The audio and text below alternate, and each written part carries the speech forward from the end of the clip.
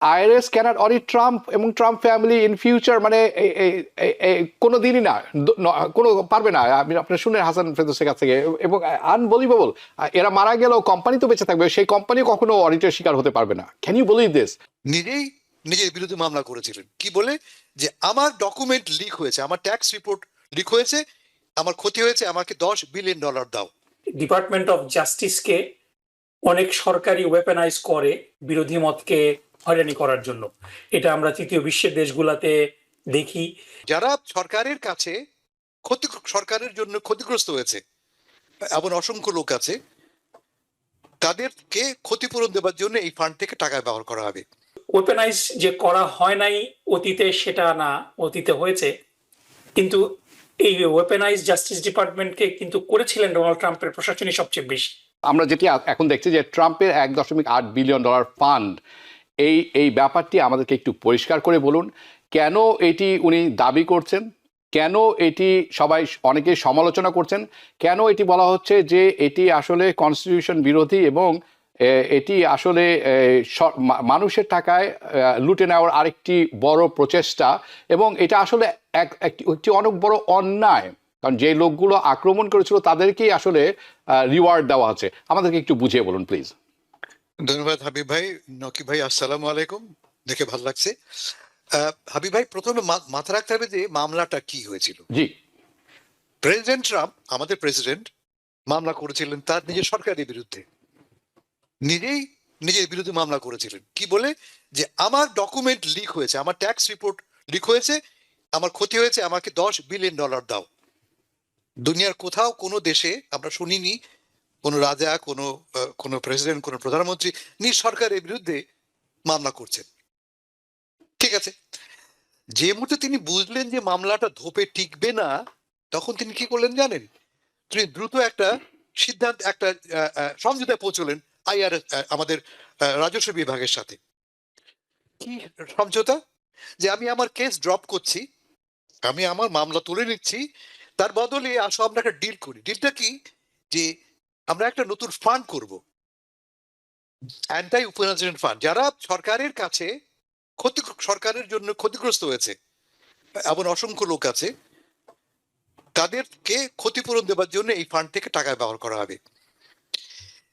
মাথায় রাখতে হবে যে এমন একটা ফান্ড কিন্তু আমেরিকান সরকার, আমেরিকান কংগ্রেস অনেক আগেই কিন্তু একটা সেট আপ করেছে, নাম জাজমেন্ট ফান্ড।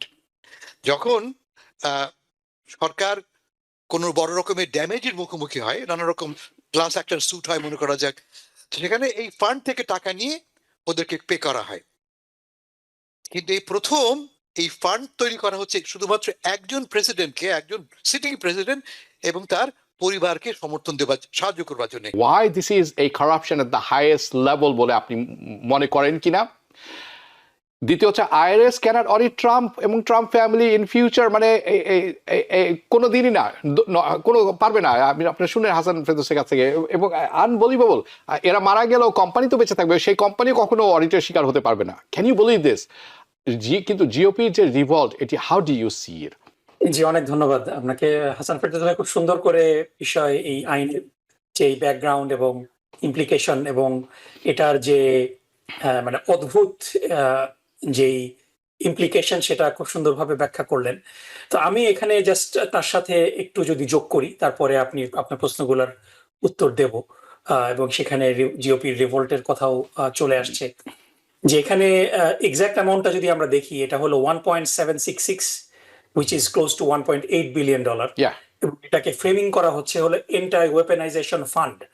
এবং গল্পটা এরকম, যেটা হাসান ফেরদৌস ভাই খুব সুন্দর করে ব্যাখ্যা করেছেন, যে ডিপার্টমেন্ট অফ জাস্টিসকে অনেক সরকারি ওয়েপেনাইজ করে বিরোধী মতকে হয়রানি করার জন্য। এটা আমরা তৃতীয় বিশ্বের দেশগুলাতে দেখি, আমেরিকাতে আমরা দেখিনি এর আগে, কিন্তু আমরা যদি জাস্টিস ডিপার্টমেন্টকে কেউ ওয়েপেনাইজ করে, আমরা দেখেছিলাম 2016 সালের ট্রাম্প প্রশাসন কিন্তু ওয়েপেনাইজ করেছিল জাস্টিস ডিপার্টমেন্টকে। আপনাদের মনে আছে, অ্যাটর্নি জেনারেল অ্যান্থনি বারকে ব্যবহার করে ডোনাল্ড ট্রাম্পের অপছন্দনীয় ব্যক্তিদের বিরুদ্ধে বিভিন্ন রকম ইনভেস্টিগেশন। সো ওয়েপেনাইজ যে করা হয় নাই অতীতে, সেটা না, অতীতে হয়েছে, কিন্তু এই ওয়েপেনাইজ জাস্টিস ডিপার্টমেন্টকে কিন্তু করেছিলেন ডোনাল্ড ট্রাম্পের প্রশাসনই সবচেয়ে বেশি। এখন বিগত দিনে ডোনাল্ড ট্রাম্পের বিরুদ্ধে যে ইনভেস্টিগেশন গুলো হয়েছে, এটা আহ, ট্রাম্পের সাপোর্টাররা বলতে পারে যে ডোনাল্ড ট্রাম্পকে পছন্দ করেননি বাইডেন প্রশাসন এজন্য, কিন্তু এটার বাইরেও there are lot of other things. Donald ট্রাম্পের অনৈতিক আচরণ এবং 2016 সালের যে ট্যাক্স রিটার্নটা আমরা দেখেছি, যে হাসান ফেরদৌস ভাই বললেন যে একজন মানে সরকারি স্কুলের শিক্ষক যিনি অলমোস্ট মিনিমাম ওয়েজের কাছাকাছি ইনকাম করেন, তিনি যে ফেডারেল ট্যাক্স ইনকাম ট্যাক্স দেন তার চেয়েও কম ট্যাক্স ডোনাল্ড ট্রাম্প এবং তার পরিবার দিচ্ছে।